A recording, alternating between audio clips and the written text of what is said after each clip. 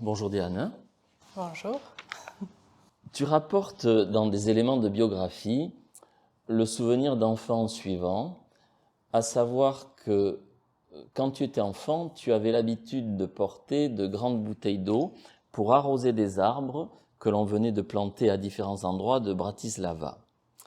C'était tes premiers pas dans ce que tu appelles un activisme social, par la compassion et la compréhension des animaux et des plantes. Si je fais un raccourci, tu as orienté bien plus tard ta pratique artistique qui traite principalement de l'espace public ainsi que des aspects politiques et sociaux de la vie quotidienne. Peux-tu nous présenter ta pratique artistique ? Je m'appelle Diana Kolenčíková, je suis installée en France depuis 2 ans.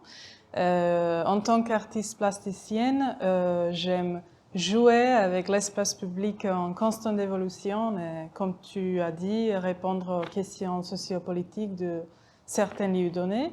Et oui, tout à fait, j'aime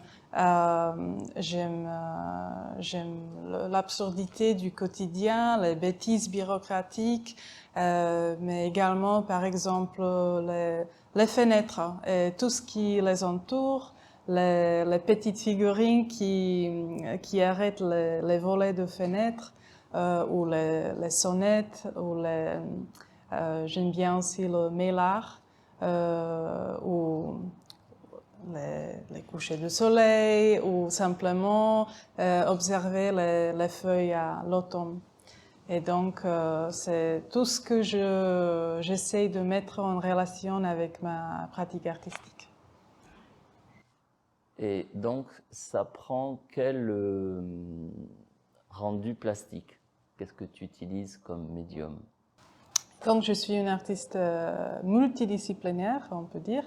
Je travaille avec différents médiums, installation, intervention dans l'espace public, photographie et performance.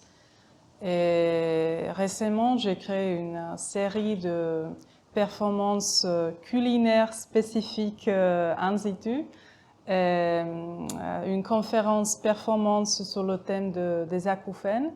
Et j'ai lancé des sessions communautaires sur le thème de la santé mentale. Alors, on va resserrer ton activité sur ton actualité, c'est-à-dire ta résidence de recherche au Bel Ordinaire. Ton projet de recherche pour cette résidence au Bel Ordinaire est l'écriture d'une publication sur le sujet de la précarité des artistes plasticiens indépendants. Exactement. Voilà, donc ma question est, qu'est-ce que tu fais pendant cette résidence de recherche ? Oui. Et donc, oui, comme tu as dit, pour cette résidence, j'ai décidé de travailler sur le thème de la précarité des artistes indépendants. Ça s'est traduit par une attention portée sur les conditions des artistes indépendants qui évitent le marché d'art, ou la dépendance vis-à-vis des galeristes ou des collectionneurs. Je m'intéresse à celles qui essayent qui essayent de trouver des moyens différents dans leur pratique artistique pour survivre. Et ça, il peut s'agir des expositions indépendantes, des conférences, des résidences d'art, des ateliers, des bourses différentes d'emploi d'enseignantes, ou dans la plupart de cas, malheureusement, d'un autre travail, soit alimentaire ou quand même principal.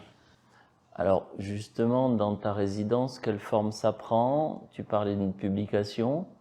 Oui, ça dépend si mes conditions me le permettent. Oui, j'aimerais bien transformer mes recherches en une publication sur ce sujet qui décrirait en détail ce que signifie réellement la précarité soit sociale, institutionnelle ou financière des artistes.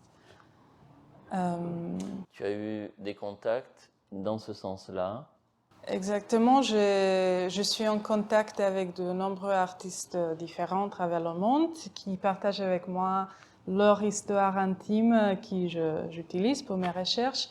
Et donc, j'ai créé un sondage de 70 questions que j'ai partagé sur mon profil Instagram et qui m'ont donné des réponses vraiment précieuses. Et elles ne représentent pas non seulement des documents, mais vraiment le matériau que je peux utiliser pour mes recherches. Et, oui. Et donc, oui, je suis vraiment en contact avec des artistes différents. C'était une bonne expérience, mais aussi assez frustrante. Et j'aimerais bien un jour, en fait, j'aimerais bien que ce projet va fédérer les artistes. J'aimerais bien que ça ouvre un dialogue qui peut permettre de changer ou faire des changements éventuels. Bon. Merci. Merci à toi.